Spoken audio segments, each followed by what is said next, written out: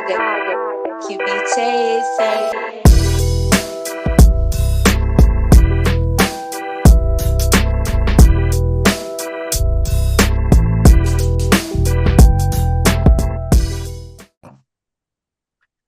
G'day, listeners, and welcome back to another very special episode of the Matter Mentality podcast, where we talk all things training, nutrition, and psychology to maximize your performance. Today, for the third time, we've got a trilogy. It's my first trilogy. The big dog has stepped up and delivered a three-peat. I am talking with good friend, colleague, and brother from across a very big pond. Aram, how are we doing, Mr. 4 Weeks to the Beach? How are we after the summit? The Real Coach Summit was a huge success. I've had nothing but great things about it, so I want to hear all about that. And we'll get into what we're talking about shortly, but I want to hear how you are. Well, good morning. Happy Tuesday to you. And it's good, man. Life is good. Life is peaceful. Training lasts about 30 minutes every other day now. Nutrition is not being tracked anymore for at least another few months. I'm just chilling, man. I am chill. I am at the top of the peace, I don't give a shit mountain right now, and it feels real good to be up here. Not caring about my physique. I don't care about my body image. I don't even shave the hair off my belly right now. I just let it. I'm just letting it fly. There's no ab lines. There's the only reason why the shoulders are popping is because that's where the injection sites are, and that's about the only thing that's holding us together here. But no, in all seriousness, the event was surreal. It was honestly, man, like outside of it just being really good and people's feedback was really positive. It was wild because it was my dad's 78th birthday. All that. And on the 15th, which was Tuesday night, and that was the last night of the event. So I had almost 300 people singing him happy birthday. And him and I have always had kind of a tough relationship. So it's just cool to get some of that recognition from him about where I've gotten to in my life, because he's always kind of a little bit more undermining of what I do and never really quite understand. I mean, I don't think any of our parents really understand what we do in this online coaching. She doesn't know. No, like she's like, what do you mean you tell people how to eat? Like, doesn't everybody know how to eat? Like, not really. So they don't get it. And I think when they're there in person, they see the impact, or at least they can feel the impact, because they see the smiling faces and they see the number of people, and they can kind of hear and feel the energy through the grapevine. So it's just, that was the cool part of it. Yeah. The stress was much lower this year than ever, which is great. Awesome. 52 tickets already sold for next year. That's fantastic. 11 out of 12 speakers already chosen for next year. First $20,000 deposit has already been paid for next year. So like everything is just like moving, and like clientele base right now is really solid. I'm probably getting anywhere between like 3 to 5 inquiries a month, and of those, probably 2 to 3 people will sign up. So, my model is pretty reasonable as far as fulfillment and price. So like people pay $298 a month for the first 3 months, and then their rate drops down to $195 a month to encourage a long-standing relationship together. And that's been a really cool switch to see that fulfillment last longer. So people just aren't jumping ship as soon. Yeah. Which allows me to see different phases of their life and different challenges that they encounter, and what happens when they get into a busy season or they get into an I don't give a fuck season, and how do we help serve them. So it helps me be a better coach. Like, I think like this idea of like selling 6-month packages is really cool, but like 6 months is a very finite amount of time. Yep. And if somebody knows that the end is coming, they tend to kind of always have their foot on the gas pedal the whole time. Yeah. As opposed to like leaving it open-ended, and it's like, just stay for as long as you want, like an insurance policy.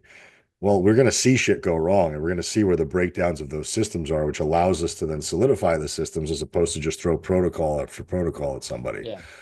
So it's just, I've kind of messily, after 15 years, have finally found a thing that I think works. Yep. And it's just a matter of now even refining it and fine tuning it even more than that. So, but yeah, man, thank you for having me as always. And I wish you were here. I too wish that, sir. No, but that's awesome, man. That's like, it's exciting because, you've put up some great posts recently where, I think it was one of your posts talking about people getting so overly caught up with you've got to make 10, 15K a month in your first year and the first this. And like, to hear from someone who's been in as long as you have, like, you're finally at a position where your model's great. That's not to say that that's how it needs to be, but you've experimented through passion rather than through structure. Like, it has to follow this approach. And that's allowed you to find the way you best serve your people, the way you feel fulfilled in your business, which is something I am a big proponent of. I push this on everyone is you can make all the money in the world, but if you aren't feeling that level of fulfillment in your job and the impact you're leaving in the world, you are going to die resentful, or at least to a degree, your business will die resentful. And that to me is the wrong way to go. So, I'd rather make a good amount, but know that I am fulfilled in everything that I do and that I'm leaving the impact and mark on the world I want to leave, rather than try and overly hype up a product that I'm not proud of, that doesn't meet the valuation that I charge for it, that I underdeliver, and I don't make an impact on each person's life, but I made $1 million this year. That it doesn't, that's not a dichotomy. It doesn't have to be either of one of those. But to me, that's what's exciting when I see people like you and you're making workshops and summits for people to attend and you put out that information, because it tells those other coaches like there is a way to do that. You can, quote unquote, you are successful in what you do now. And it's taken a long time to get there where you feel that way, you feel at peace with your business, but it shows people that you can do both. You can succeed and be fulfilled and be passionate, and it doesn't have to burn out. I think that's really important in our industry that people understand that there's so many wannabe business coaches that sell like, when I mentor someone, it's about how they can be in the system, the game long term, and find the right person they can help and make the biggest impact in their niche, rather than how do you make $20,000 this month? I don't give a shit. And most likely you probably shouldn't care about that either, because if you just go straight from zero to making $20,000 a month, you definitely don't have the systems to support that level of interaction. You do not have the ability, the processes, the systems, the workflows to manage all of your clients. So why are you trying to rush to $20,000 a month or $10,000 a month? Be proud of what you do, be fulfilled in what you do, and you will have a much better experience as a coach. And ironically, get better money for it. I find when you chase the money, you lose it. When you work for people, you tend to make more money. I had an interesting conversation with a guy who I actually really respect. I'll shout him out. His name is Farshad Sarafi. He's actually located in Vegas. Was in the corporate world and kind of switched over into the fitness business, but he's kind of modeled his business model towards helping coaches really run their business like a business as opposed to like a side gig. Yeah. And I was asking him like, hey man, I just wanted to pick your brain. Like I'm at this number per month. I'm starting to think about the long term, like what are my 60s and 70s going to look like? Like I don't have a 401k and I don't have a retirement plan. So for me, it's like I have to start being proactive about setting stuff aside and creating a legacy of money that I can actually sit on when I'm older and I don't want to work or can't work. And I have two products. I have the one-on-one coaching product, and then I have the $29 a month app. And that's the thing I want to kind of cultivate and grow, because to me, it's low friction. It's $1 a day. It doesn't really create a lot of work for me, but a lot of people can benefit from it because it's better than the workout plan they're not doing. Yes.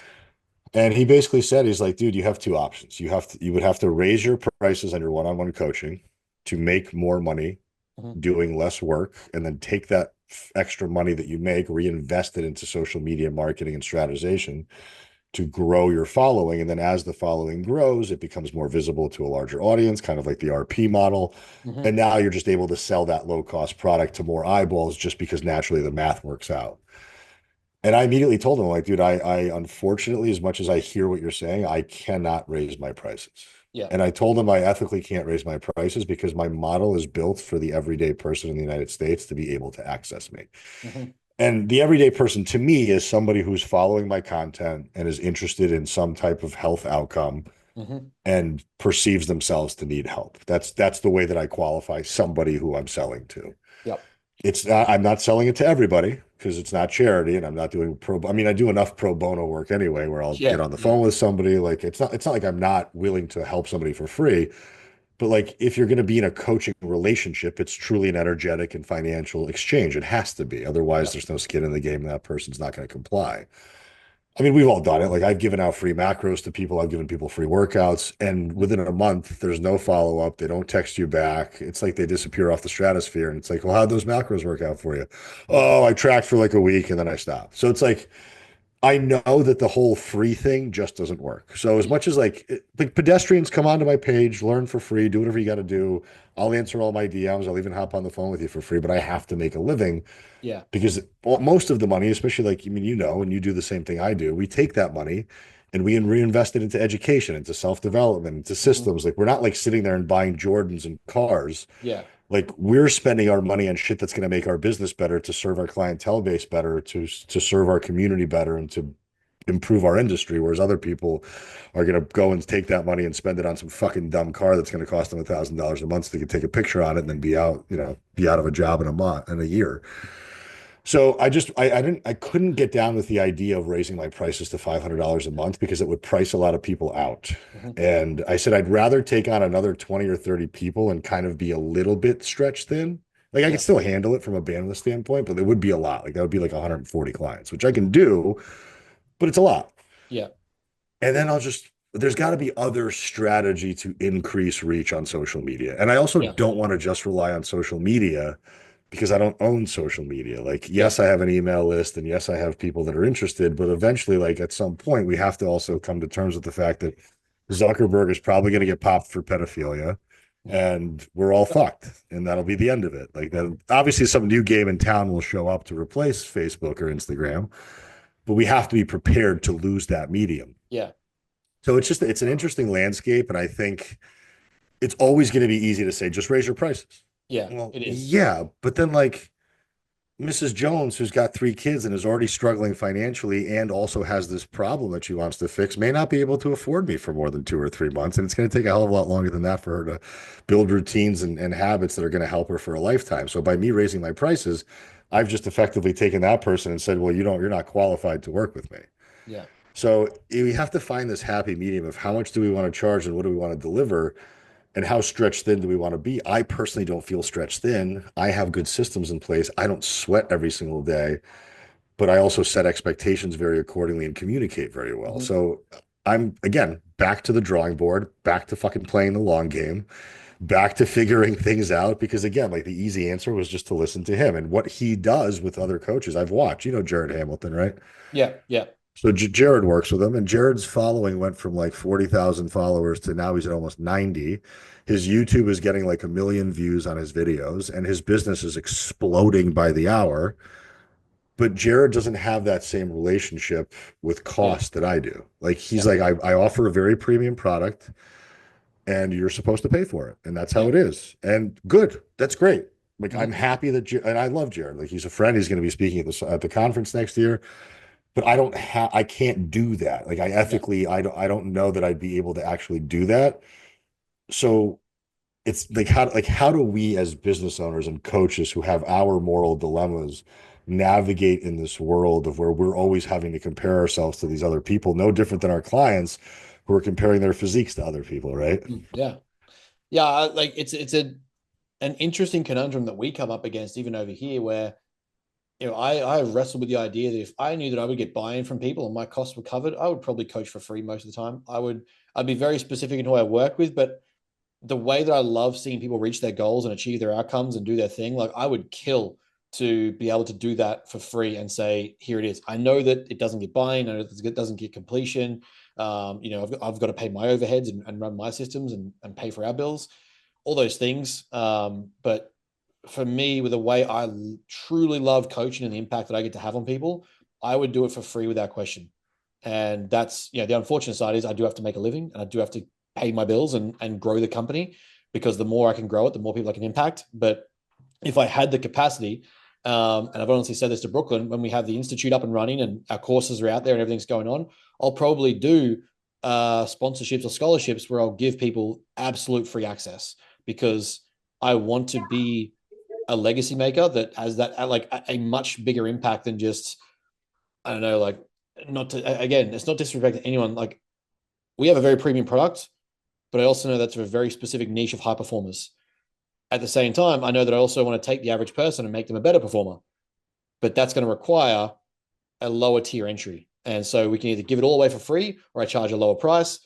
I just have it, go do it, use the stuff, right? Just go to our YouTube, go to our podcast, go to these conversations, go to our blogs, sign up to our email list. I think 1 in every 20 pieces of our content is an actual call to action for signing up. The rest of it is just like, go do stuff with it. That's what we believe is coaching and value giving. And yeah, it doesn't explode the industry, our reach much faster, but long term, for me, it's a lot more ethically and morally aligned with the impact we want to make. And my hope is that leads to 1 million subscribers on YouTube eventually, but it's 1 million subscribers that are passionately bought into what we're giving, not because, I want them to rapidly sign up tomorrow. So it is an ethical, moral dilemma that we see as well, that if I could do it for free, I would, but we have so much free stuff that I beg people to go watch.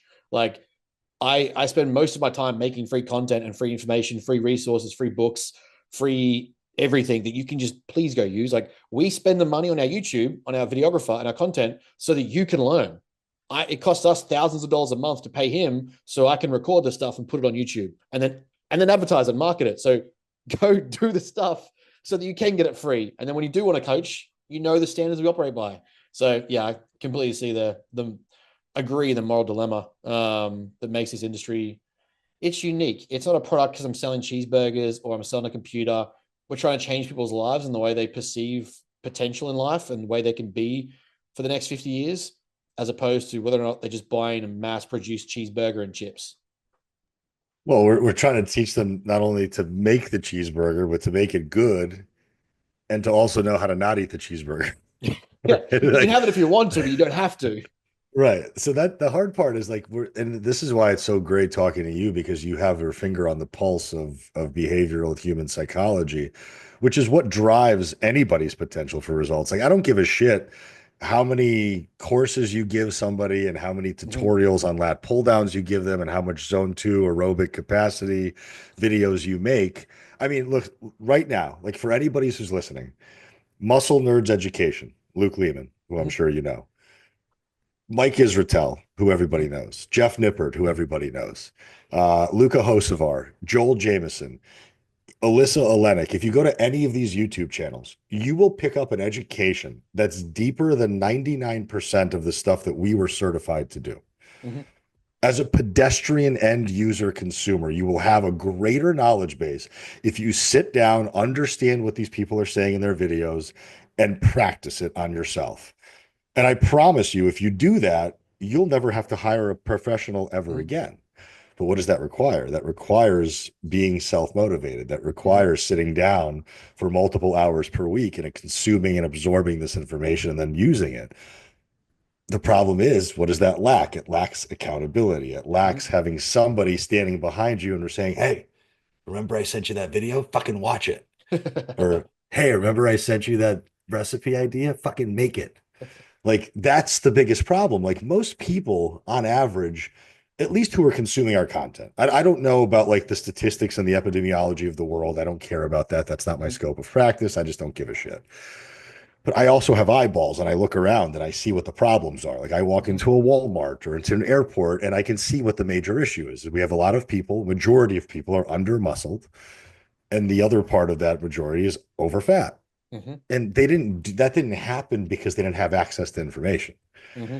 That happened because they made a series of choices over the course of a lifetime that just weren't ideal, because a lot of it has to come down to human psychology. And we can't repair that with a 12-week fix. And that's the biggest issue that we're fighting as coaches.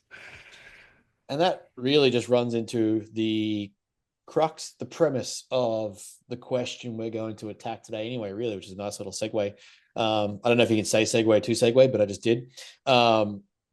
We had an exchange. You put up a great question the other day, and there's probably going to be two types of people who hear this question. They're going to be sensitive and insulted, or they're going to look at it and say, that's a fair question. And it's something that we've danced around in our industry for a long time. And I'm one of those people that, to me, if a client comes for a mindset session, a training session, they want coaching, they want lifestyle change, being straight down the line and honest with them is often the best medicine, because they don't usually get it in the rest of their life. And the question you put up on your stories was, why do people get fat? Or why do we actually get fat? And again, it's to me, it's positioned very straightforward, very honest, because it does take a level of accountability and ownership that people are lacking to answer that question. But as a society, we've kind of demonized the idea we can attack this. It's somehow become like this toxic concept that we're not allowed to say, why did you get fat? Or why are we getting fatter? Rather, it's the system is out to get us and everyone's great the way they are and we're all perfect little munchkins and nothing needs to change, even though we're 45% obese and our BMI is 200. We're we're not allowing people to have a real conversation about this topic. And your question, obviously I dropped some modafinil because I need to wake up for the flight because we had clients doing carb loading that day. So I'm like, I have to be awake. It was a 4 a.m. flight. And I saw your comment and I'm like, I've got internet on the plane. I've got time to kill. Aram, it's these reasons. And you're like, let's talk about it. Let's do it. But I think that's a great question because it's aligned with my way of thinking and honestly my probably personality, which is straight here, straight down the midline. And it gets to the crux of something we haven't really been allowed to talk about for a long time. And I think it has to be talked about. And well, it's an onion, right? Like it's got layers. The mechanistic way that we get fat is we eat too much. Mm-hmm. That's it. Like bar none. We can end the argument of insulin and carbohydrates and cortisol and sex hormones and thyroid. We can end all of that with the very simple statement of the law of thermodynamics just fucking works. It's never been refuted in our lifetime. I don't think it will be refuted. It would be fascinating if it did. Mm-hmm. I'd be really cool research to see. I just don't think we're going to see it because nobody really gives a shit because they're monetizing off of it left and right. So the problem of obesity will not ever get fixed because you can't fix human nature and you can't fix food availability because there's just too much profit in it. But the outside of the onion is person A just eats too fucking much, more than they should based on their specific physiology. Now, peel back that layer of the onion and we have way more layers to uncover. And we can get all the way down to the way that he was spoken to or she was spoken to when she was 7. I mean, it literally can get that deep. Yeah. It can get so complex and it can get so, it could be the amount of money that family was bringing in. It could be the exposure that they had to news channels. It could be the location physically in which they lived. It can be their shared living experience because of their relatives. Like there's 1,000,001 reasons that dictate somebody's decision making, but the decision still, the outcome of the decision is I have XYZ ability to eat calories. I exceeded those calories, thus I got fat. That's it. Mm-hmm. Like I wish that we were able to take the simplicity of that and appreciate it without getting upset about it. Yeah. Right? Because I think that's where you and I will run into problems with clients is that it's like, well, fuck, like it's not fair. It's like, yeah, where else in your life is it fair? Mm-hmm. Like, where is it? Like it's not fair that when I walk out onto the basketball court, I can't touch the rim despite me trying and despite me wearing the shoes and doing the calf raises and squatting 500 pounds, I still can't touch the rim because I was born 5'8". Mm-hmm. And I'm not Muggsy Bogues. And I'm not Ray Robinson. And I can't touch the rim despite me being that small. So life in this case, white men can't jump. No, they can't. And like I can bitch about it, or I could just be like, cool, I'm going to shoot from the outside. Like, my 3-point game is unreal. I'm going to dribble to the foul line. I'm going to stop and either dish the ball out and be really good at assists, or I'm going to shoot the ball from the 12 feet out and hope I get really good at that because the thing that I want to do, I can't do. Mm-hmm. So instead of me sitting in my problem, I'll find an alternative solution and a workaround. And that's where I think the conversation needs to be placed onto the individual for them to start to find solutions for themselves that work given their lifestyle and their specific set of circumstances, because we can always give them best case scenarios, but that may not apply to that individual. Yeah, it's put very simply there. It's right. It needs to be put back on the client in a way where I guess the proverbial cutting their feet out from under them. It's more that we're empowering them to understand. Like I can empathize, and I have this concept in, given my minor is in counseling, my degree is in clinical psychology. I will give you empathy to a degree where you are taking action.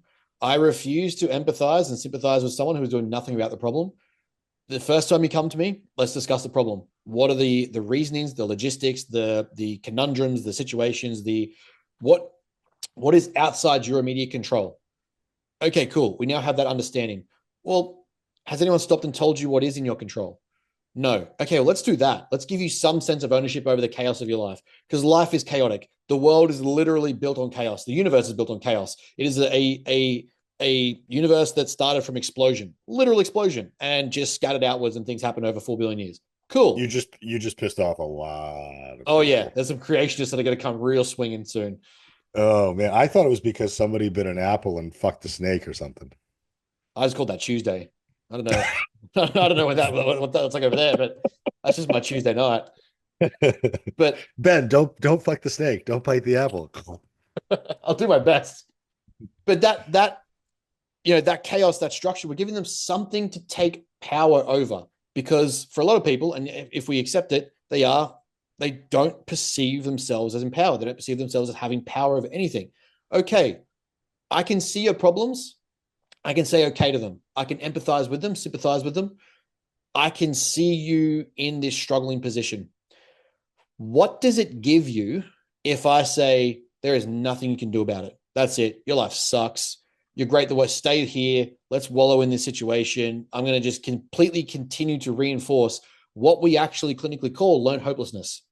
There is a perceived perception there. If I reinforce that behavior or that concept in your mind, that there is nothing you can do to change this, it leads to things like increased anxiety, greater neuroses. It leads to greater degrees of depression. It leads to lower motivation because you perceive a fixed mindset. There's nothing that can be done about it. So why bother? And that to me is where we fail as a society and as coaches when we don't empower people to understand that, yes, there is a world of complex layers here that you're in the situation you're in. But you know what? There is nothing you can do to undo that. Literally nothing. The only alternative is a very heavy degree of self-harm that I don't even want to mention because it'll probably get the post taken down. But that is going to lead to, that's the only situation that changes, like that can undo what happened. And that's not what we're encouraging. That's not even remotely what needs to be said, because that is going to be the opposite of what we want, which is you to live a fulfilling, healthy, active, and contributing life that you can live.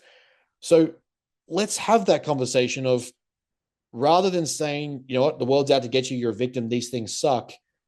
Let's look at it and go, they suck. How do we fix it? How do we move forward? How do we progress in life? Because the other alternative is you stay still for 50 years. And if anything, what we tend to see is the less activity someone puts in, the less behaviors they engage in, the more they reinforce this belief of victimhood, the fatter they get, the lazier they get, the more unhealthy they get, the greater consequences there are. So by doing nothing, you're actually getting worse. It's not even like you're stagnating. For most people, it gets progressively worse. We're saying the current situation sucks. Whether you're obese, whether you're this level of body fat, whether you have lower socioeconomics, whether you have lower education standards, whatever the disenfranchised position is that you're in, there are choices you can make. There are choices you have made. We now need to accept that it's time to move forward and make changes. And I find the minute you give that client that genuine bluntness, that genuine, ownership, you change what they perceive, because they now realize, yes, I am the problem. I was the problem, but that means I'm also the solution. And that is so much more motivating, so much more empowering for someone to feel a sense of control over their life, to go, I can fix this. Yeah, it sucks. And I've been lazy and I've been, made terrible decisions, or life has happened to me. That's great. And for everyone that's going to say, I don't understand, and me and Aram, we can't talk from unlived experience. I was hit by a car. I'm chronically, technically diagnosed a spinal disabled. So I have the very nature by which I can talk about. I still train now. I'm a competitive bodybuilder. I didn't listen to, you'll never do this again in the rest of your life. And stories like yours and others, to me, are empowering, and they give you hope. You know what I mean? Like there's a reason why people love sports movies. Like even like people that don't like sports love sports movies, because there's hope and there's encouragement and there's overcoming underdog mentalities or underdog statuses. And they're just so fun to watch, because it's so fun to root for that person who's starting from the ground up and is building this life that nobody gave them credit for or thought was possible. And they overcame all these things to get there.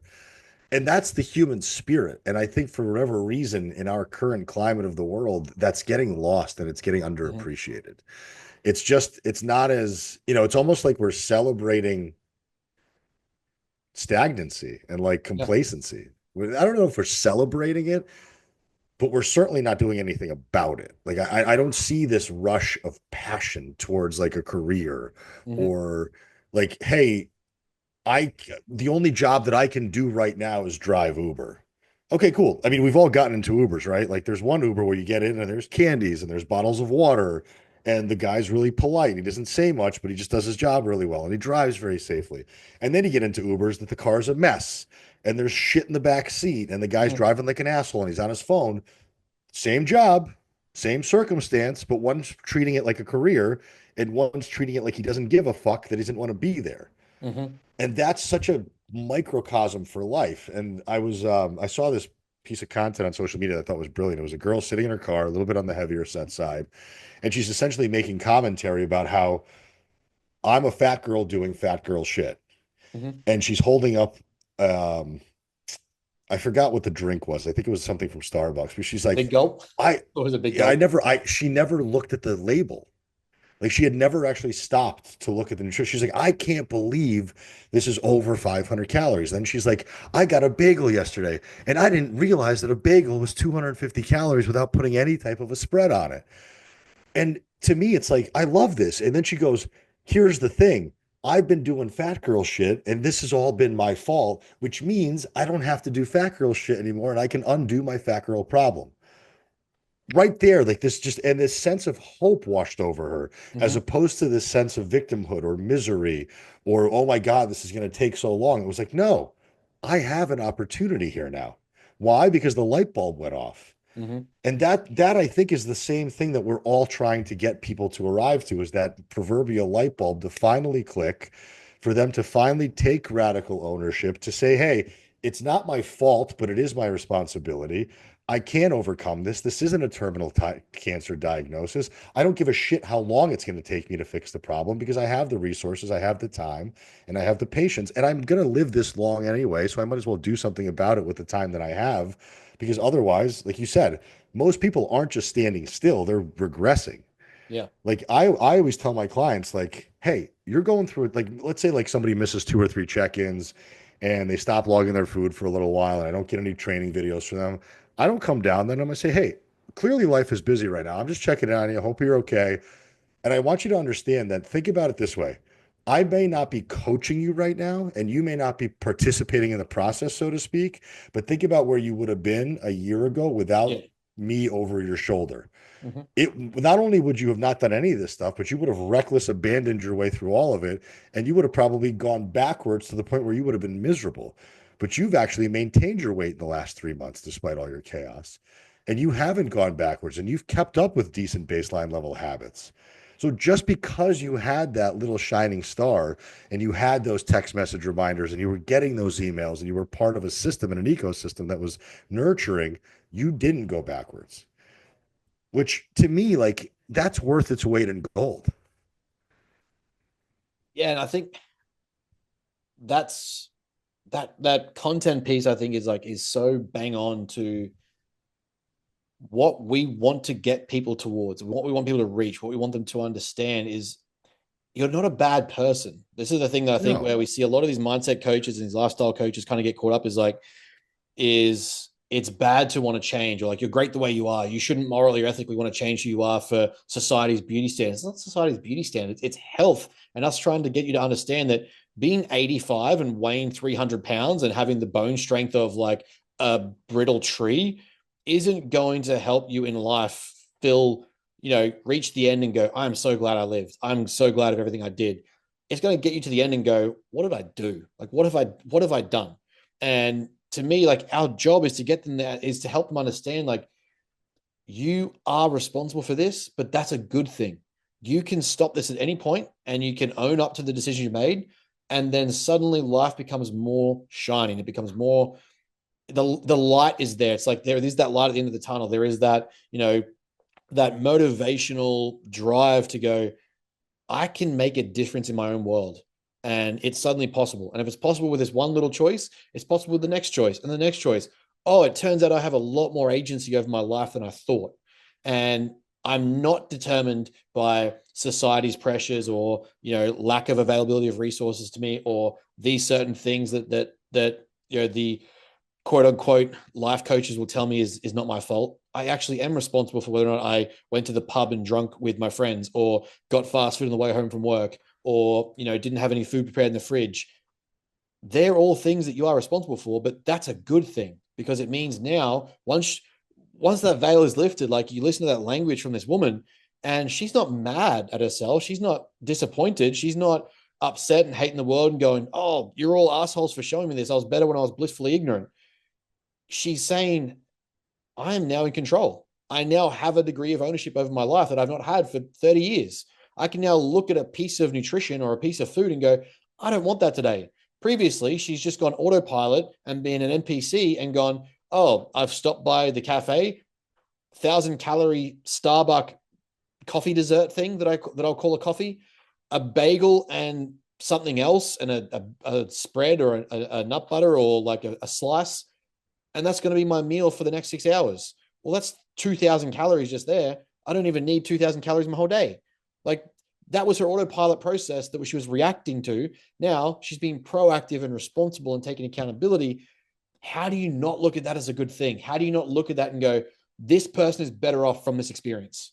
And that's where I get so frustrated and I get so passionate about it, because I'm a big believer that regardless of the hand you are dealt, you play the game the best you can. There's people that have won games of poker with a pair of threes, but they played that hand like an absolute professional and killed it. Now, you don't look at that hand and go, oh, I've got a pair of threes, I may as well fold. In the proverbial instance of that, that is a very bad outcome for you in life. If you fold after the first hands you get, like, that's it. The game has to get played no matter what. You may as well play it the best you can and take accountability for it. And we don't know how long we're going to be here for. And, I think mortality is one of those things that we just don't take seriously enough. Yeah.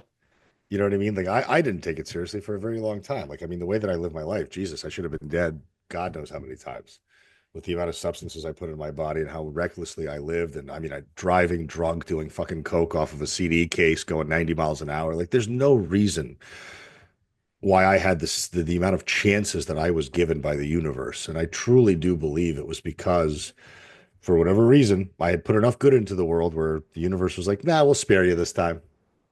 We'll spare you. You're not going to get pulled over and thrown in fucking prison, or you're not going to go run into a tree. So when I got older and I started to value my life more because I actually enjoyed my life and I respected my life, I started to make different decisions. And I think it's because I started to have a greater sense of purpose. Mm-hmm. And I truly believe, I mean, think about it, dude. Like, every single recovery story comes from a person finding a higher power.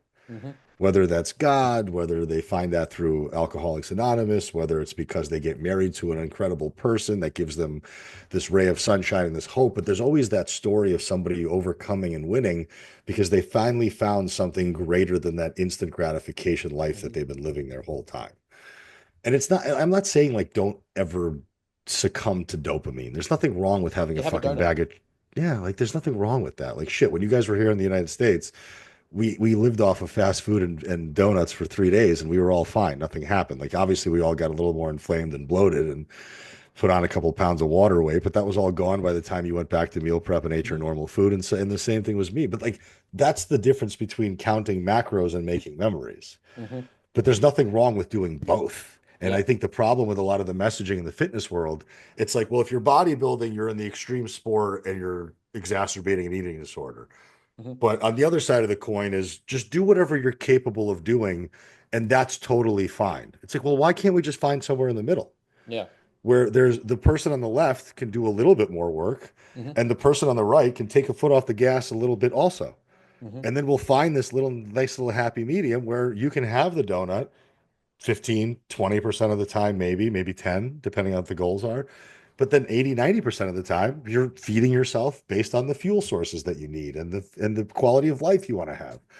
And that's where I think we need to do a better job as professionals and coaches to set those expectations for our clients and make them informed buyers of the services that we're selling. Because I had a woman today, she's 49 years old. I looked at her Instagram page. She's in fucking phenomenal shape. Like, I looked at her, like, how much do you weigh? She's like 109 pounds. And she said it with this, like, disgust.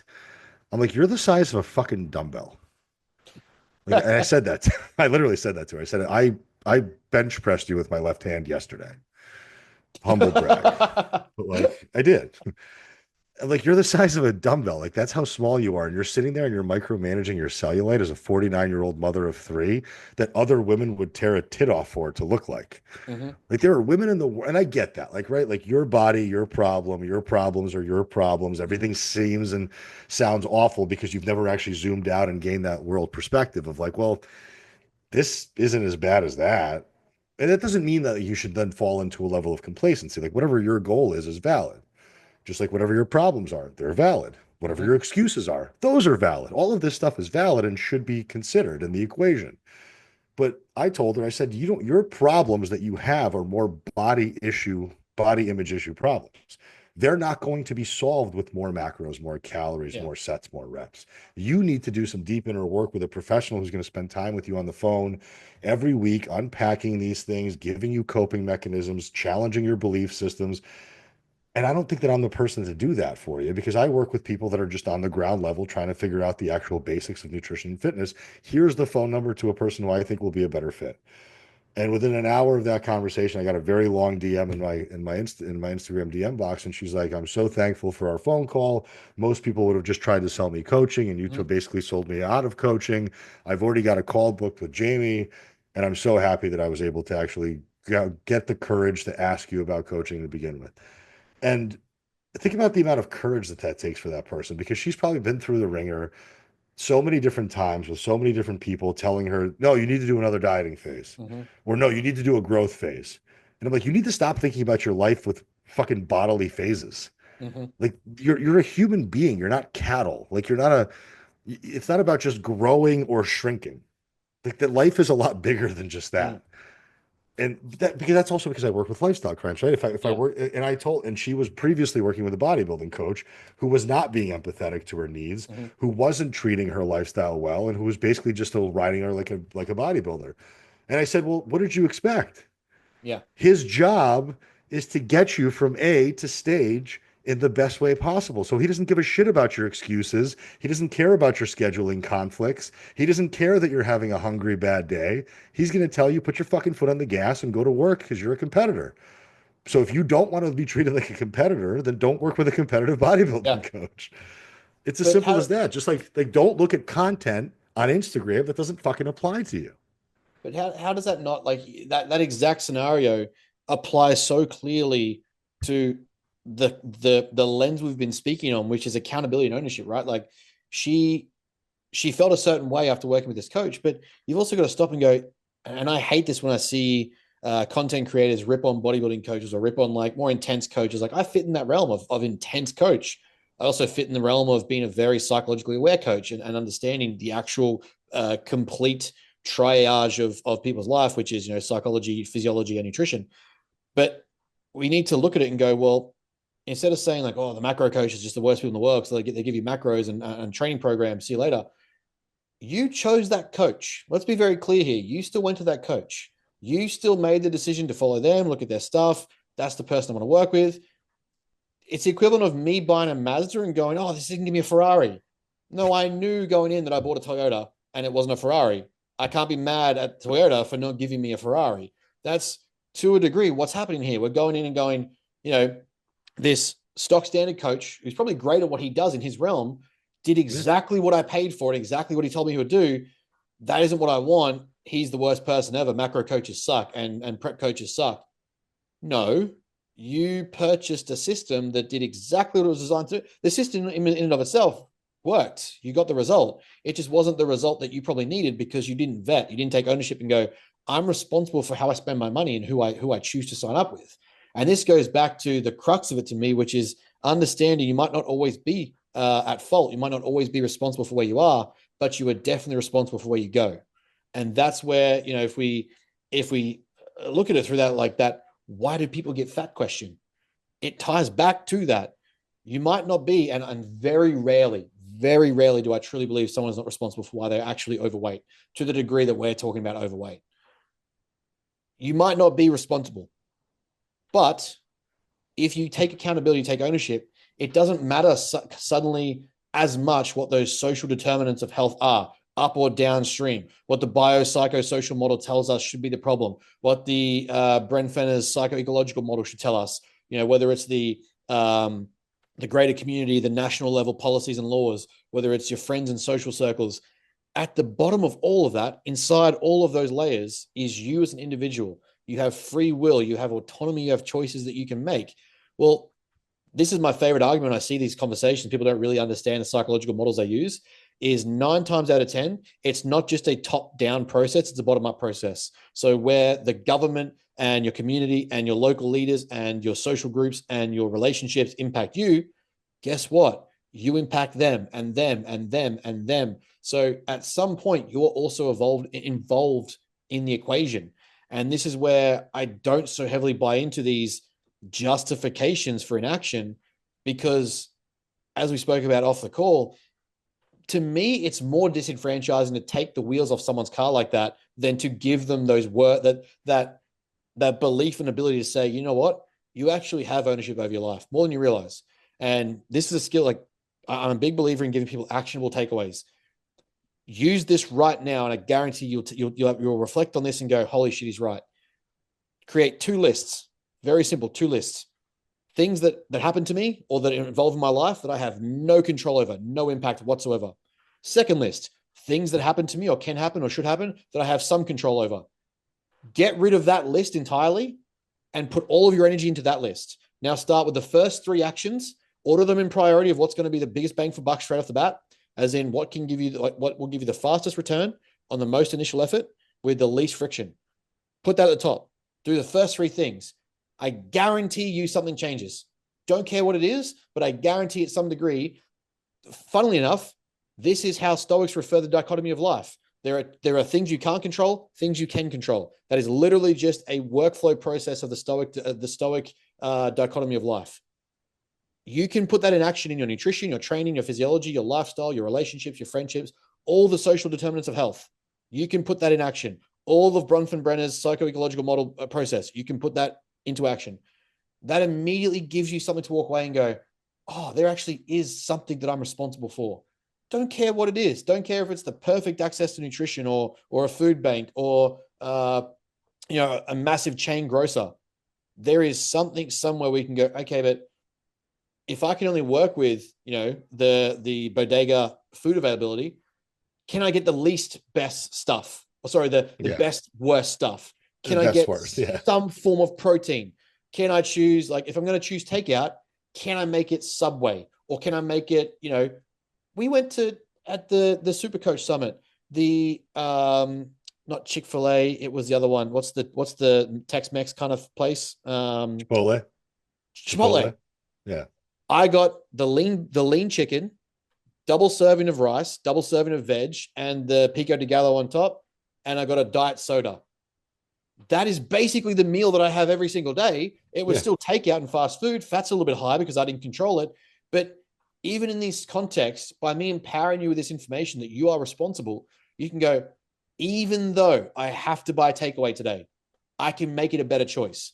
And if you start to accrue those choices over your lifespan, over a day, think about how many micro decisions you make a day where someone's tried to tell you that you don't have to do anything different and you're great the way you are. How about we do try to make it just a little bit different? I guarantee you the positivity that you feel at the end of your day and go, holy shit, the choices I just made. I call these choice points. Acceptance and commitment therapy, CBT style psychology calls it choice points. There is a point in your life and every day, points across your day. You have goals and values you want to work towards, goals and values that take the things that will take you away from those goals and values. Am I making a choice right now that aligns with the place that I want to go, the life I want to lead, the values I want to live by, or is it taking me away?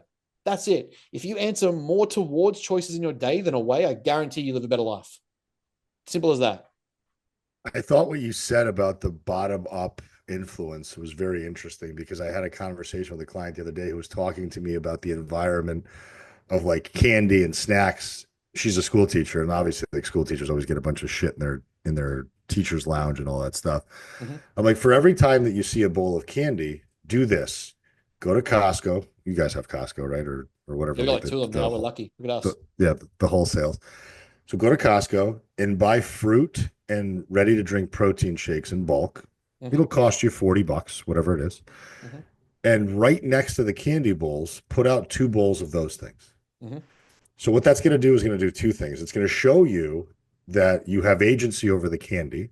It's there. Get it if you want it, right? Have a couple morsels. It's not going to kill you. It's fucking a mini Snickers is 50 calories. Who gives a fuck? Don't have 30 of them, but have 2. It's going to probably stifle the taste, but whatever. But then also show other people that there are other options. So now, instead of you being the sheep and having other people lead you, you get to lead other people and show them what's possible. So not only is that making you empowered to make better choices, but you're now empowering an entire community of people who didn't think they had a choice. So she did that the next week. And she's like, it took me every ounce of my courage to do it. I said, why? She's like, because I thought I was being an asshole. I said, that's the problem. That's the problem. It's okay to bring in booze or chocolate or donuts or candy. That's being totally fine.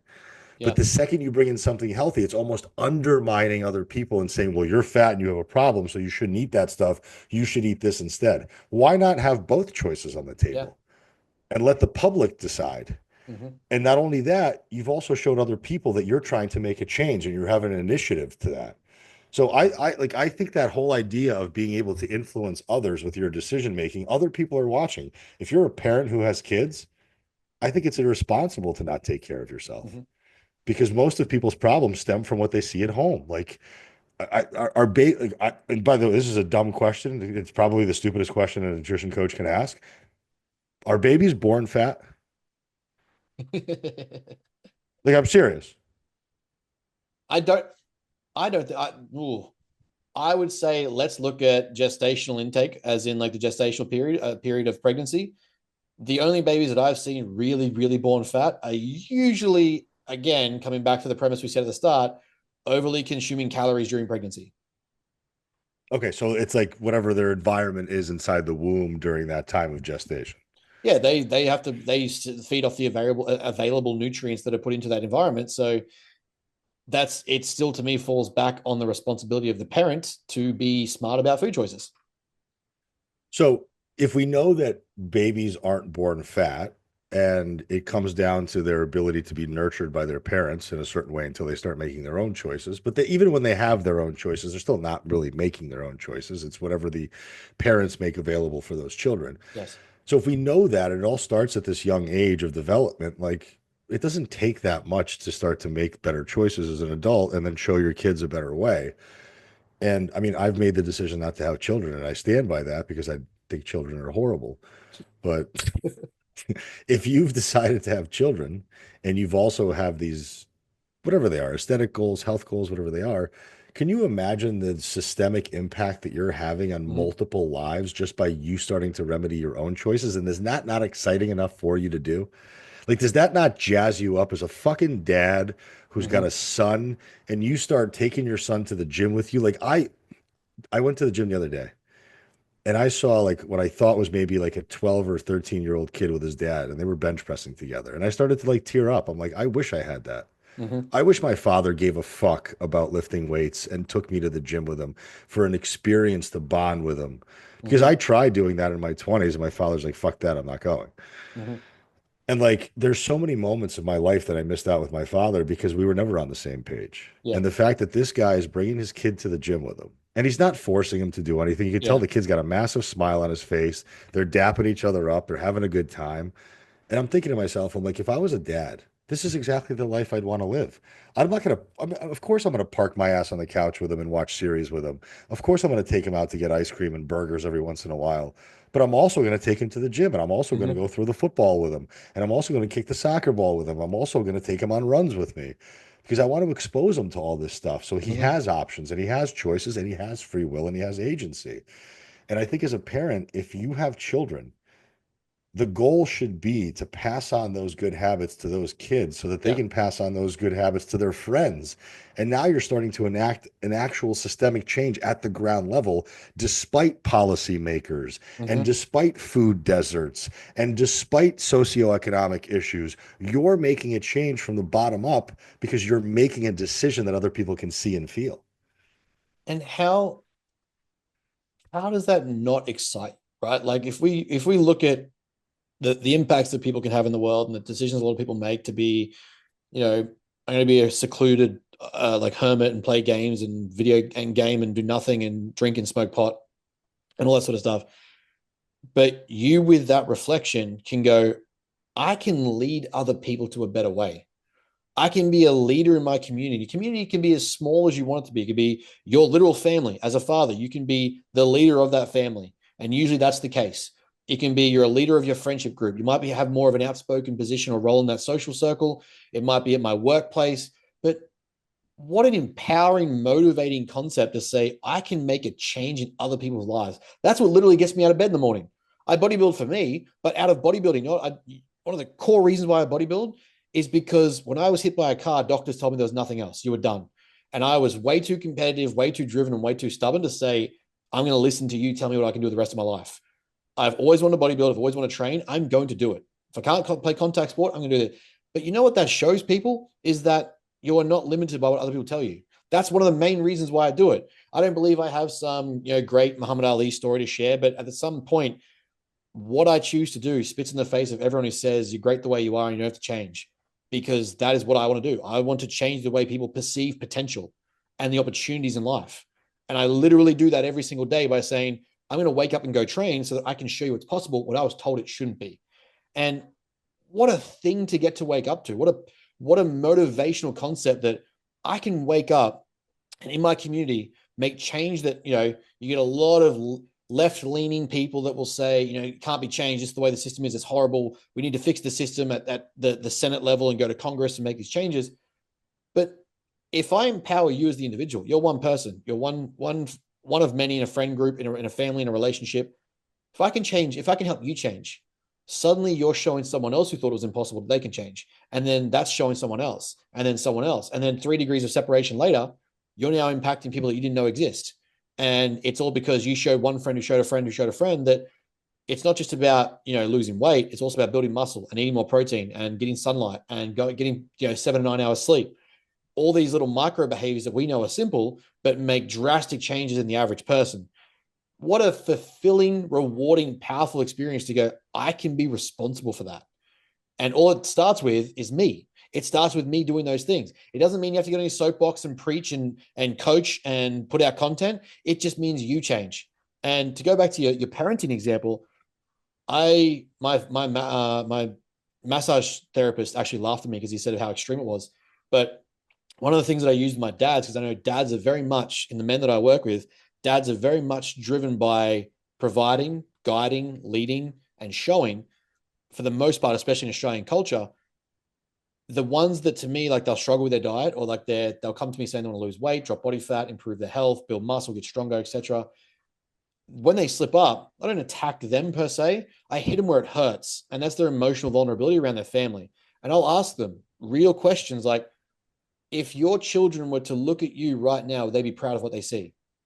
And if that doesn't make a father near cry, then to me, they're not really trying to be a dad. Because every time I phrase that question to a man, I kid you not, I can hear the tremble in their voice when they speak. And inversely, another question I'll give them is something like, if your kids grew up to be like you right now, the person who can't stick to their word, who can't follow through on their actions, who can't stick to what they said they wanted, would you be proud of how they grew up? Well, no. Okay, well, that's a reflection of you, not them. So are you proud of yourself then? No. What are we doing about it? And it's not, you're a horrible person because you slipped up. You're not a POS because you did these things. It's more so, okay, let's take accountability. Let's play on that moral, emotional, existential feeling that you have. That is, you want to make an impact on your family. You want to leave a legacy with your kids. You want them to be better than you. Well, that has to start with you. They can't know a better way if you don't show them. But again, all of that comes back to ownership and accountability. And the funny part is, in my opinion, when you teach yourself ownership and accountability, say you are a leader, say you are a friend, or you have family, or you have kids, it's not even so much the behaviors that they're witnessing that you're teaching them. It's that they too will then recognize ownership, hard work, and accountability pays off. And it doesn't matter what sport, what field, what industry they go into. These are concepts and principles I teach in my content now because they traverse the space. They traverse our field of body composition and performance physique coaching and goes into business, career, study, relationships, parenting, going to school, starting up your own company. They're all cross-field traits, and you showed that to your kids from the day they were born. How is that not a morally positive responsibility to feel?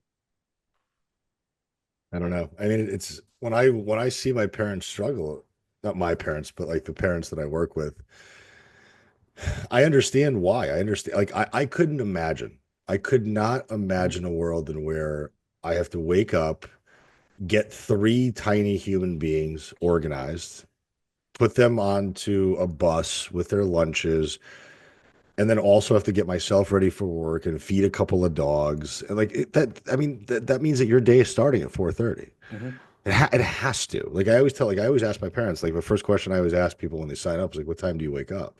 Mhm. And if I see numbers after 7, especially if they have kids, I'm like, how the fuck is that even possible? You're lying. How are you waking up after your children do? Like Yeah. you should be up 2 hours before anybody else in the house has Mhm. even thought of waking up. And if you're not doing that, you're already setting yourself up for disaster because you're going to be overwhelmed, Mhm. chasing your tail all morning long, and then good luck trying to make good decisions from that place. Like I hate running late for shit.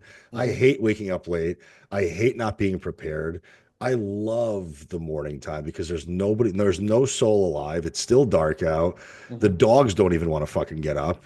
And that's like the perfect time for me to start like sending out. And like I get so much creative juices flowing in the morning, especially when I'm on the toilet.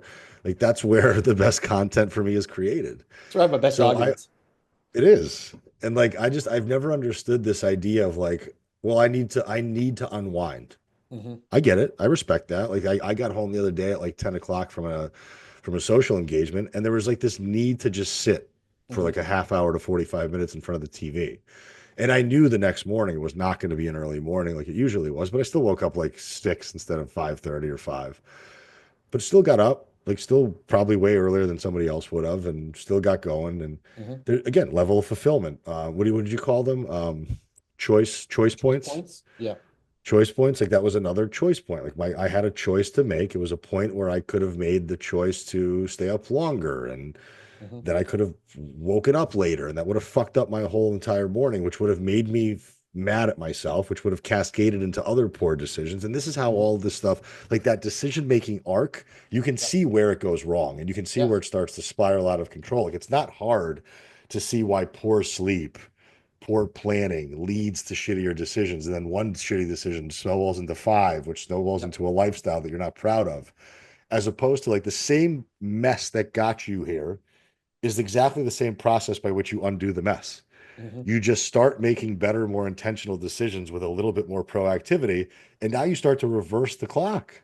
Like it's literally that simple. Like it's going to take you because the problem is the stuff that has no friction is the easy stuff that leads you to the problems. Mhm. So you're going to have to walk through a little bit of mud Yeah. to get yourself out of it, which is, I think, to be expected. I think most people understand that there's a level of effort and work that has to get put in. I don't think anybody's blind to the fact that this is going to be an easy process. It's certainly simple, but it's never going to be friction free. Like I hate the idea of easy fat loss. Yeah. You know Yeah. what I mean? Like I hate when coaches are like effortless fat. Like, what are you talking about? Effortless fat loss? Like, what pill? Even Ozempic means you have to shoot something in your body, Yeah. and then you have to suffer through fucking debilitating stomach issues and fucking absolutely no appetite whatsoever. Like, there's not. It's not effortless and easy. It still sucks. So it's like all of the messaging is geared to sell a service that is going to require the individual to do work, and you're trying to minimize the effort that they're going to have to put in. I want to tell them exactly what to expect. Like you're gonna have to meal prep your food 2 to 3 times a week. Mhm. You're gonna have to look at menus before you go out. You're gonna have to tell your family that you're on this journey and have them be on your supportive side or not. You're gonna have to tell your friends about this thing that you're gonna start to go down of. You're gonna have to moderate your decisions on the road when you're traveling for work or for play.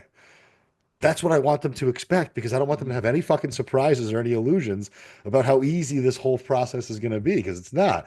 But after a year of doing it, you're not thinking about it like work anymore. It's no longer friction. It's just now become a part of your day the same way fucking off was. And this, I think, to me, there are two different types of intentional suffering here, right? Like what you're talking about, how there's going to be some friction, some suffering, some experience of hardship to get the result we want. There's two different types. There's the current, like you're in the current position you're in no matter what, right? Like no matter what you are here. It doesn't matter what we say, do, what you should have done differently, how life could have gone, or if I didn't hurt my back or I didn't do that. We're here. Doesn't matter. Let's move on from where that is. Let's practice acceptance and say, regardless of situation or previous circumstances, I am here. Okay, great. Are you happy here? It's fucking painful. I'm tired all the time. My blood pressure's sky high. I get headaches. I'm dehydrated. I sleep like shit. I move like shit. It hurts to get up out of bed. Okay.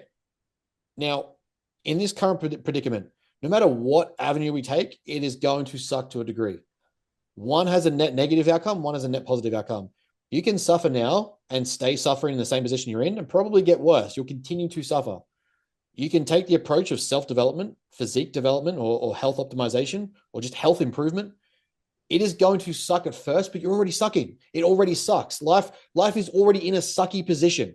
What we're saying is you can trade off the long-term suck by making it better eventually. So it's still a long-term degree of gratification. It's still a long-term trade-off, but it's going to suck in the short term. It's just a better outcome. Either way, no matter what avenue we take from this position, and this is where ownership and agency that we have to give our clients is so important. You get to choose which suck you choose. You get to choose what suffering, or what I refer to as deliberate intentional suffering, you get to go down. Once you recognize, and this is a concept that I'm going to love going down with you and Jimmy, is I have this concept of the first question. Once you ask the first question, can I be better?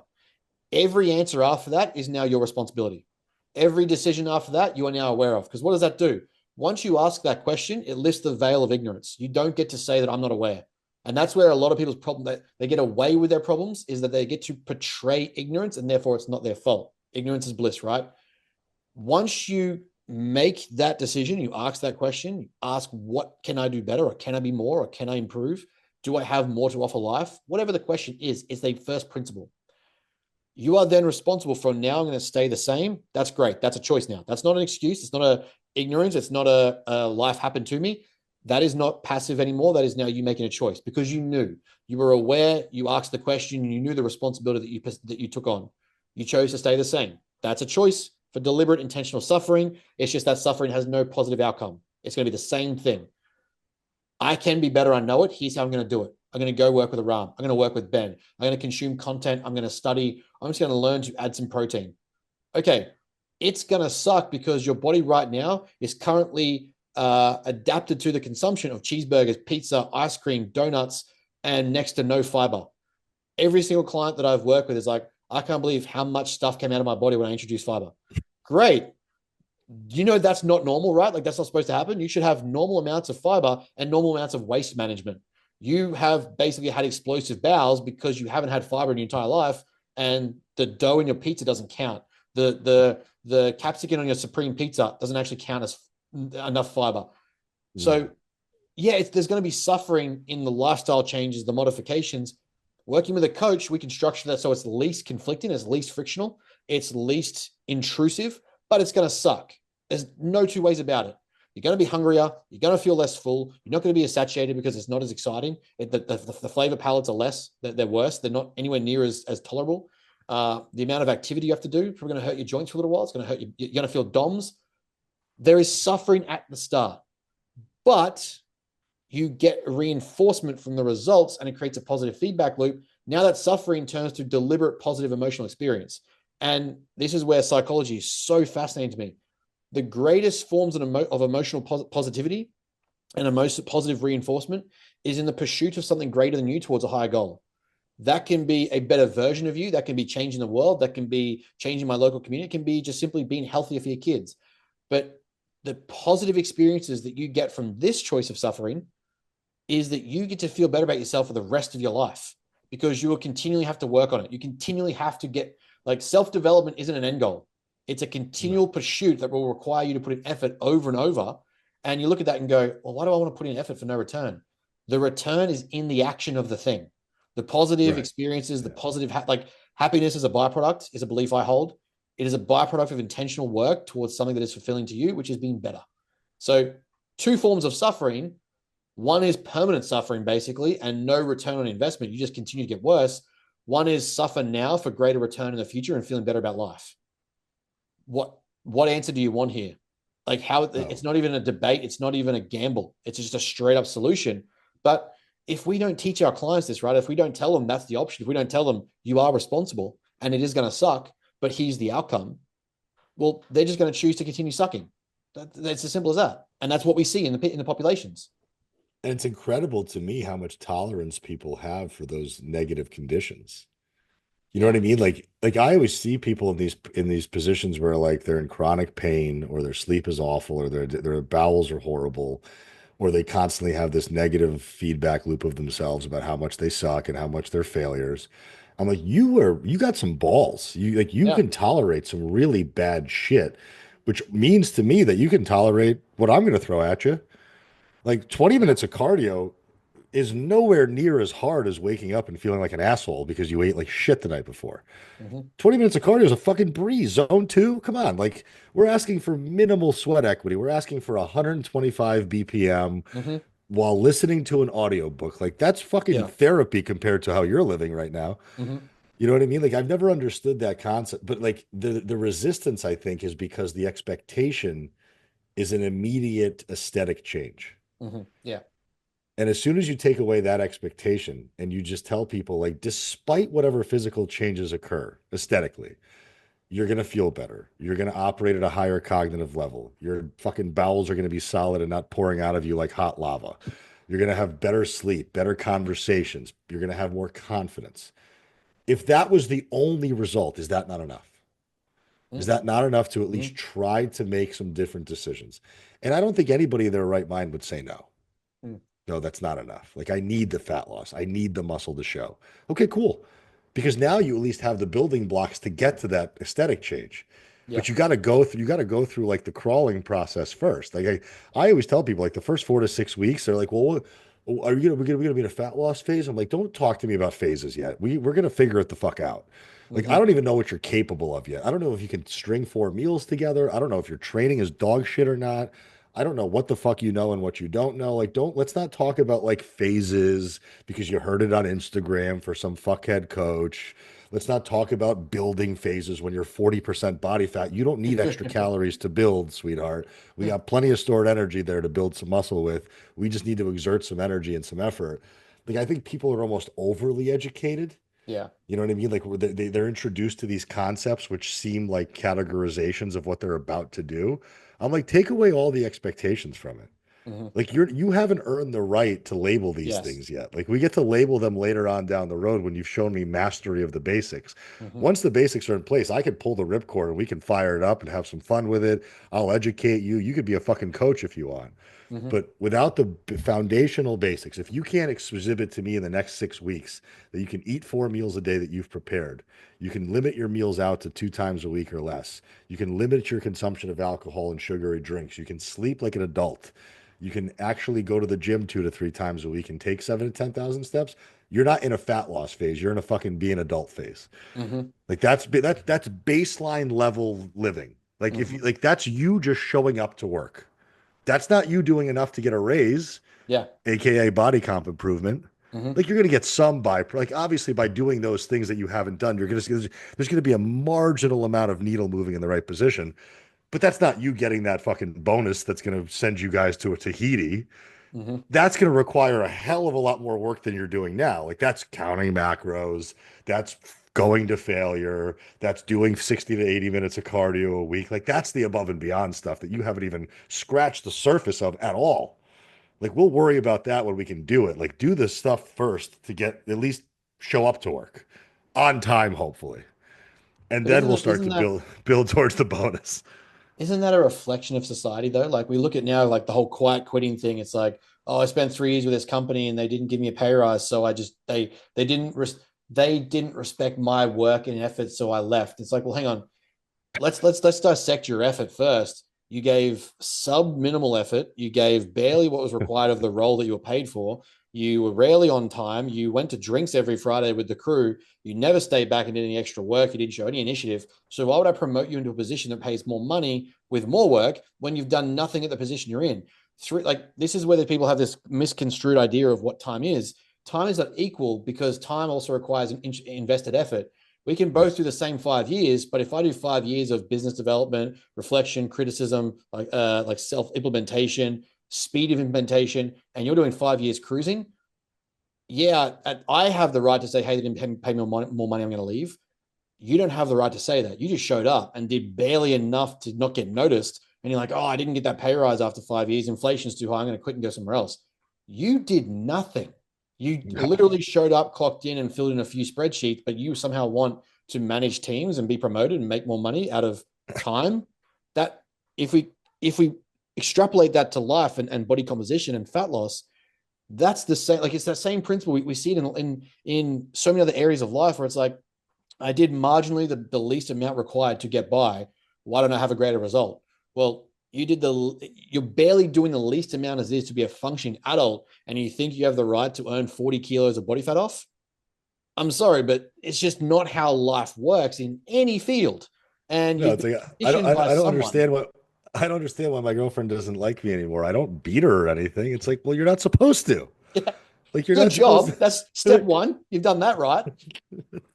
That's is it entitlement? Is that what it is? Is it have we gotten to a place of has social media indoctrinated us to feel entitled for the minimal Yeah, effort? I think it That's has. got to be it. Because I don't think we've ever been exposed. Because I remember like back in the 90s when they were talking about like fat loss or all this stuff, like there was never these like perverse messages of achievement. Mm-hmm. Like you had to really search for like the after picture. Like it wasn't just being thrown in your face constantly. But now it's like, look at what this person did in 2 months. It's like, well, show us their starting point. Yeah. Like what did their life look like before they decided to start eating protein for the first time? Mm-hmm. Like, yeah, of course they were 350 pounds and they lost 80. Like that's not achievement. That's just being an adult. Yeah. Like, yeah, of course, like I don't want to minimize the fact that that person made a change and they put an effort and they should be rewarded for it to some degree. But like, okay, cool. Like you shouldn't be 400 pounds to begin with.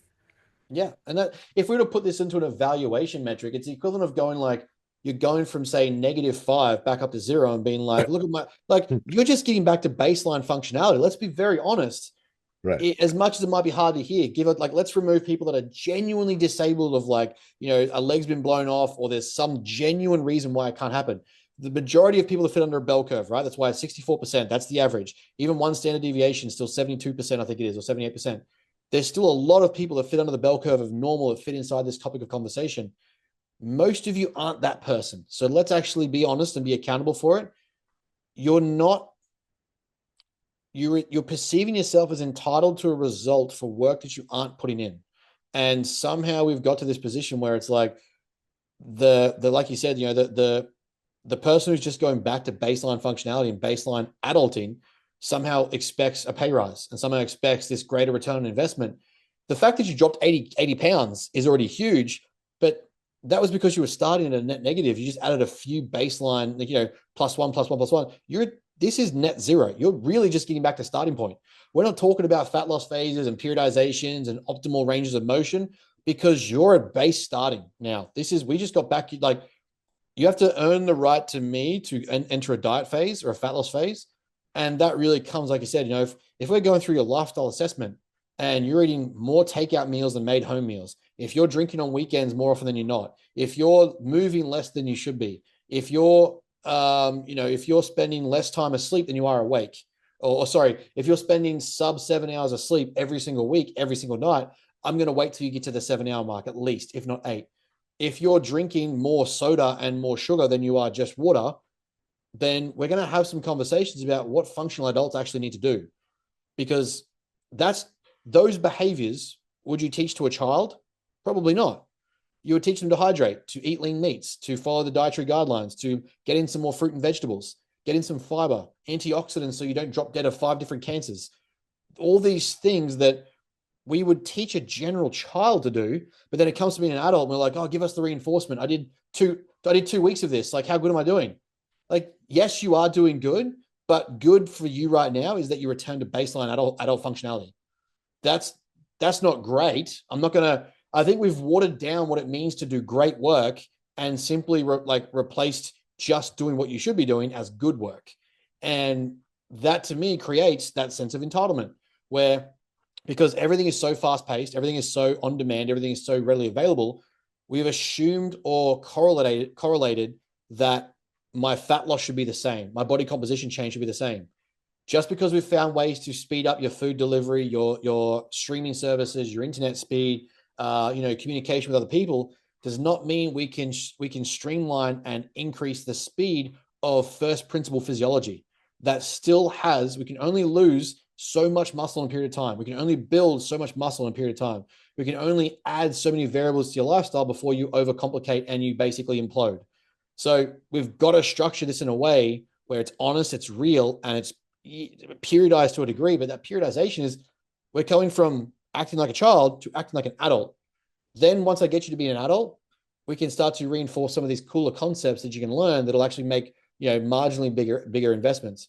But if we're still at the point where adding vegetables and lean protein has you losing 80 pounds, you don't need fat loss phases. You just need to keep improving your life.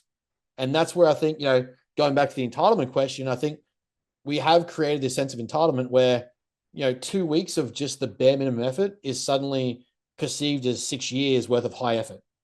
I don't justify it. I don't rationalize it. I can't give it to you because it's not true. I'm not going to give you a reward for, I'm not going to, like a big concept for me with goal setting is the reward to the goal that you achieve has to be marginally in relation or relative to the size of the goal itself. So if you're going to reward yourself because you want to create that positive feedback loop, you do want to do that. It has to be relative to the size of the goal and the amount of effort you put in. If you buy yourself a Porsche because you dropped 5 pounds, that doesn't work. That's just self-inflation of self-esteem and ego. If you say, I'm going to treat myself to a new dress because I lost 40 pounds, boom, you're on it. Bang on. I want to feel good in my new dress and my new body. Brilliant. Nailed it. The reward has to be relative to the size of the effort and goal. If you're just buying yourself or you're reinforcing yourself with a circle jerk of people that are like, you're amazing because you dropped 10 pounds. Yeah, you dropped 10 pounds, but you were 300 and you were eating pizza every night. That changing that up, I'm not going to go above and beyond to reward you. What I'm going to say is you're living properly now. We're starting to build baseline behaviors. This is behavior change, quote unquote. It's not systemic, discrimination. It's not, social determinants of downstream health issues that you're the victim of. You're just making better choices that we've empowered you to do. So now you're doing the actual thing. I'm not going to reward you above doing the thing. I'm going to reward you by saying, good job. Now can you do it for 6 months? That's what it is to me. And I think, as you said, to go back to the entitlement question, we're giving a too large a reward to such low effort investment and then shortening the time frame for that reward. It needs to be, greater durations between and relative to the size of the goal so that we aren't overinflating that entitlement of response. Unfortunately, we've kind of done the opposite with society and made things way too quick, way too easy, and way too available. Yeah, I mean, it's like the concept of like, what have you done for me lately? Right? Because everything people forget, right? Like even this, the bullshit argument that I was going through with that woman on Sunday, like passionate, heated debate for a whole half of the day. Forgotten already. Forgotten. By the time her and I do the live on Thursday, she'll probably forget what she was even mad about. Because 20 other problems have arisen since then that were more impactful in her life that day than what our little squabble was about. And that's social media in a nutshell. That's our life to get today in a nutshell. Like it's so easy to forget, like, the war on Palestine and 9/11. Like, do you remember the feelings that people had after these cataclysmic world events? Forgotten in months, forgotten, completely buried in history, irrelevant to a fucking non-impactful point, no behavior change arisen from it. TSA was born. Okay, cool. Like we get to take our shoes off at the airport now. That's it. That's all. That's 3,200 people had to die, so I have to check my laptop now. That's it. Like it's so sad to see how fast things are moving and how fucking little people actually care and how little people will remember. Like I've seen people get scares at the hospital from strokes and heart attacks, and they make these like 2-week changes to their diet. Like I'm going to go from whole milk to oat milk. And then that doesn't even stick because you losing your life on a fucking operating table wasn't enough for you to change your behavior. Like the thought of dying slowly hooked up to machinery wasn't scary enough for you. Like I've been in the hospital multiple times for drugs. Guess what? I don't do that much of anymore. Drugs. Because you like by the third time, I was like, okay, I need to do something about this. Like it took me 3 times of having a fucking heart rate of 220 resting for me to finally realize that I should stop putting shit up my nose. 3 times. I've had to be fucking carted off in an ambulance before I One realized that, beat like, for every pound of bench press I can do. but that's how self-destructive we are as a human nature society. That's why if we leave things up to human nature, Mm-hmm. I don't have any faith in that. Mm-hmm.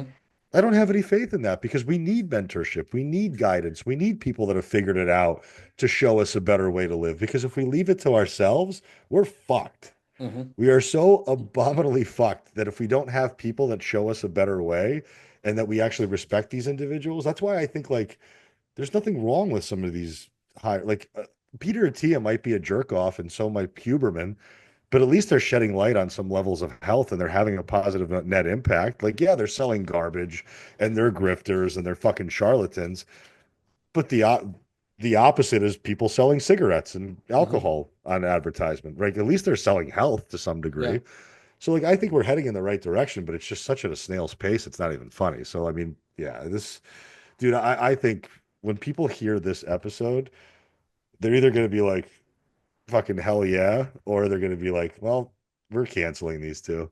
Fuck these guys. Fuck these. I It's don't think about your time. audience will. I don't think your audience will ever do that because our audience is indoctrinated into our belief systems to some degree, hopefully. But I've always wondered, like, what would happen if, like, a pedestrian who completely doesn't understand any of this stuff listened to an episode of ours? Would they be disgusted? Would they be inspired? Like, what? Like, I would want to know, like, what feelings they would have. Yeah, I would be most intrigued by it because like I think that, like the powerful point you really said there is like this is why I think it's so much more about empowering and educating than it is about reinforcing victimhood and social determinants and the argument between determinism and free will. People are literally ending up on surgery tables and operating tables and still choosing to do the same thing. So to me, it's so much less about society is holding you back, more about how much do you really need to connect with this at a personal level before you make a change? How much do you have to go through? And one of my clients is an executive, works for a mining company here in Australia, just had a kid. I was saying to him on the way up, like I was working with as a mentor, as a life, I guess like to a degree, like life coaching and physique coaching. So I work more directly with my executives at a high performance level. I'm like, if you don't get these systems in place for your health checks, for your health behaviors, you're not going to just get them. Like it's going to feel like a rush when the child arrives to suddenly flick on. To my surprise, I'll be curious how long it lasts for, but he realized how little he could be there as a dad if he wasn't systemized. So what did he do? He had to get systems in place. What I tried to tell him was, it's going to suck more if you don't do it now than if you do it when the kid arrives. And he realized that he's like, oh shit, I didn't have the time for any of this and run the business. And I'm like, cool, you've just told me exactly what I told you 6 months ago. So it's taking these extreme experiences for people to take accountability and go, actually, it's on me. He just somehow thought life was going to open up this extra 10 hours in his day and go, hey, Noah, what do you name? What's his name? Moses, part in the Red Sea. Here's some extra time in your day. No, you have the same time everyone else has. You have to take ownership over it. Take ownership over your inefficiencies, your lack of productivity, your poor consistency and systemizations, and make a change. He did that. It took a child, but he did that. And now suddenly, like, oh, I've got 3 meals a day with protein in each one of them. I've got vegetables. His literal comment to me was like, I've never gone to the bathroom so smoothly in my life. I didn't know I was supposed to feel like that. I'm hydrating more effectively and I'm sleeping better. And I'm still waking up productive for my job and seeing my child. Cool, man. It took an extreme like a child for you to get your life together. You're a grown adult. Like, it's taking these things for some people to get there and go, actually, I am responsible. But even still, as you said, we're seeing people still go, even amongst these experiences, I'm going to choose to stay the same. And that's where you can see it is a choice. I will argue this and die on this hill. You have so much more free will and agents in your life than people want to give you credit for, or people want to empower you to believe, usually because they're selling something, usually because there's something that goes with it. But to me, it anchors you to the person you are, which you're currently not happy with, and you're currently in pain and agony and suffering. If I were to tell you that you're stuck the way you are and life sucks and it's just the way it is, there's nothing you can do about it. This is where, like, rather than going into the cruxes of social determinants and rather going into the up and downstream models of health and nutrition, at some point, ownership and accountability still takes hold. Whether I tell you it's family time, your family life, okay, your family isn't putting the food in your mouth. whether I tell you it's your education. The internet exists now for most people with YouTube. And okay, to put it into perspective, Harvard gives every single one of their lectures away for free on the internet. Harvard. I've seen it. So I've if, seen if that. education is the problem, you can go to Harvard, an Ivy League top tier, top four school, and you can get educated on whatever you want. So we know for a fact education isn't the determinant. Okay, well, maybe it's knowledge of food. If I were to put a bowl of salad in front of you and a burger, I guarantee you I know which one you say is healthier. So to some degree, there is a degree there where you know it's the salad bowl. The green thing looks better than the brownie, mushy, oily thing.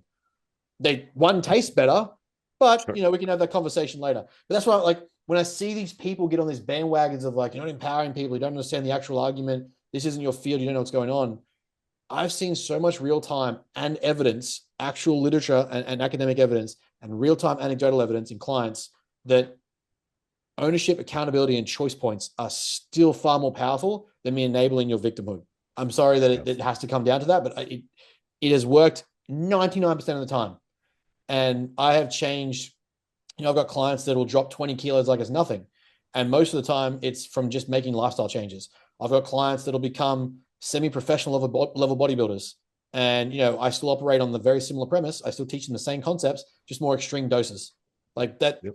That is what it is. And unfortunately, we just get this world now where it's like we're demonizing change and progress and accountability, and we're reinforcing stagnation. And I don't agree with it. I don't align with it. And I believe it is my responsibility to challenge it. Same. And I think it just allows the cream to rise to the top, so to speak. And we're not everybody's cup of tea. You and I won't say you and I won't save everybody, and that's because a lot of people are still going to be interested versus committed. They're gonna make the call. They're gonna cite finances as the reason why they can't sign up, or they're gonna say it's not the right time, or they're gonna say they want to do it after the summer's over. So whatever. Like you and I are not going anywhere. Like the good professionals are still going to be here. I'm not worried about our field because the good professionals are still gonna stay. Like there's always going to be influencers and there's always going to be garbage, and it's not going to be hard to spot that stuff if you have half a Are you an functioning influencer? brain. I've been called one. I mean, yeah, sure. I mean, I used to think of it as a negative connotation, but now it's like, yeah, you're fucking right. I am influencing positivity. I am. I'm an Really? influencer. 100%. I positively influence every fucking day. And if that's sure, I will wear that badge and stamp, but I'll do it honorably because I'll do it the right way with integrity. But like at the end of the day, we have to show our audience that there is hope and there is possibility and that they can affect change at even the most minute level. And that change is going to be infectious throughout their entire life to everybody that's watching them. And we can start to create a systemic change. And we are the front line of healthcare, and we are the front line specifically of preventative care. And we're going to help not only psychology, but we're going to help physiology at some point, probably not in our lifetime, but maybe the world will be a different place. But I mean, at that point, I'll be fucking very long gone and cremated, and probably somebody will do a line of my ashes, hopefully, and not end up in the hospital. Oh, that's a way to go. Cut me up, mix it with some coke, some ketamine, and off you go. Rip Yeah, that shit. that's what I'm hoping I have for. this. I So have this final thought that I'd love to hear your thoughts on. I teach this when I try to teach purpose in business. I've run a few workshops on purpose in business for people and trying to get them to understand that there is more fulfillment in coaching than they realize. It's not just about money. And that is like we often hear that it's impossible to change the world. It's too hard to change the world. I can't do it. I teach people you can change the world, but each person individually is a world.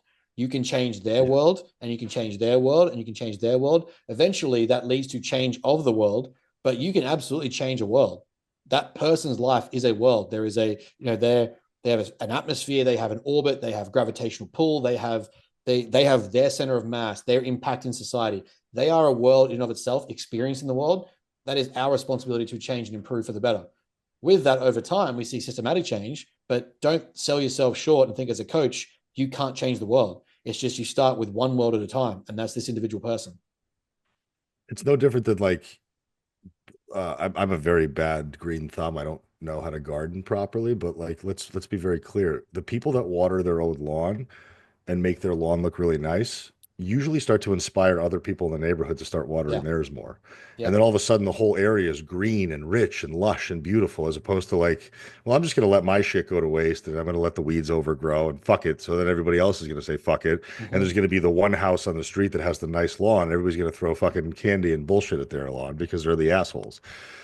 That's what the world is becoming. It's like, I'm going to let my stuff overgrow purely out of spite, and then I'm going to demonize the person who's actually spending time taking care of their lawn. Yeah. That's what social media has become.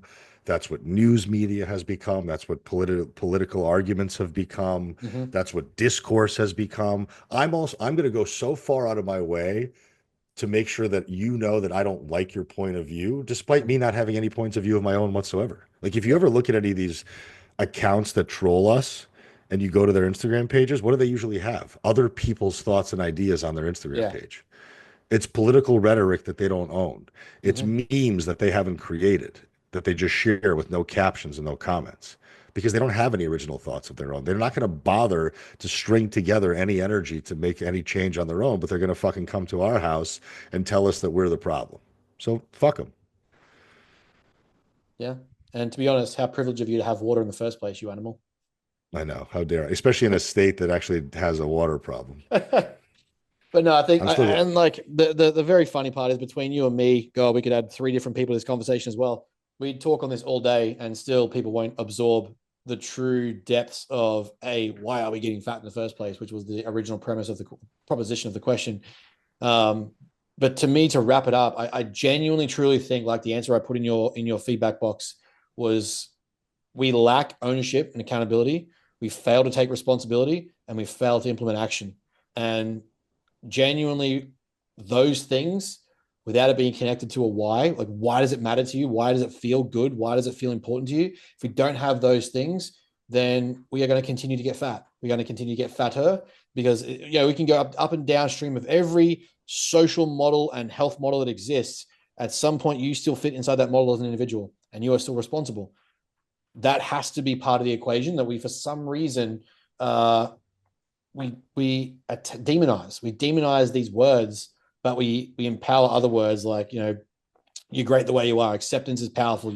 Just that's the way life is. We get so caught up in these things, but then demonize ownership, accountability, responsibility, goal-oriented behavior, actionable outcomes that empower you to go forward and make the results, make the changes. So, to me, that at the crux of it comes back, going back to the original answer I even put in your box, why a large population of us are still going to just keep getting fatter.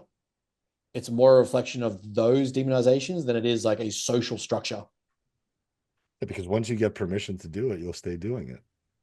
Once you're given that permission to stay the same, it's really nice to be able to, like, oh, yeah, it's no different than when my women ask me, like, hey, is it okay if I don't track food tonight? Yeah, I don't give a shit. Go have fun with your family. To them, it was a foreign concept before I allowed that to be a permissible choice. It's no different than if we essentially enable people to stay the same, and we give them permission to stay the same, because we're almost rewarding that inactivity or lack of productivity or lack of proactivity. They have no reason to change. And that's all we're doing by doing that, by spilling that message out constantly to everybody. Like, yes, there are problems. Yes, there are systemic issues that you and I have very little control over. Like, I don't even care who we vote for, because we would have to change the minds of so many decision makers to make any needle moving choices. So the best that we can do as individuals is empower the people that are listening and watching us. That's the only choices we have. And if we're doing that, that's the best we can do. Yeah, and I think we'll wrap it up there, because we'll just be back and forth on this all day, because we're clearly not passionate about it. We're just entitled, and we're privileged to be able to talk about such topics. Obviously, we're taking the piss here, people. But dude, thank you very much for jumping on yet again. Always another great chat for us to have and rip into our industry. It's not even our industry. It's ripping into.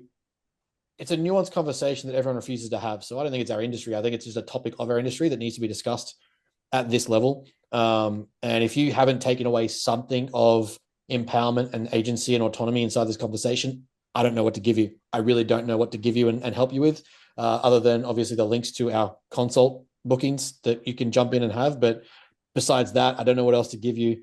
to help you understand that you are in more control than you realize. So, dude, thank you another very free much. another free ebook is what you need to do. Yeah, another free ebook. You know, we have literally 1,000 hours of content, literally counted 1,000 hours of content that you can go have for free. But let me sell you that ebook. That'll make all the difference. But yeah, we'll drop all the show links. We'll drop all your links, everything there. And we'll continue to put the Real Coaches Summer stuff in there because tickets are available now already for next year. Not yet. Yeah, Probably July or August. Cool. We'll Yeah. we'll share those as well when they do pop up. So thank you very much for jumping on, sir. I appreciate you, and I'm looking forward to see you again in August. Yeah, very soon, man. Thank you.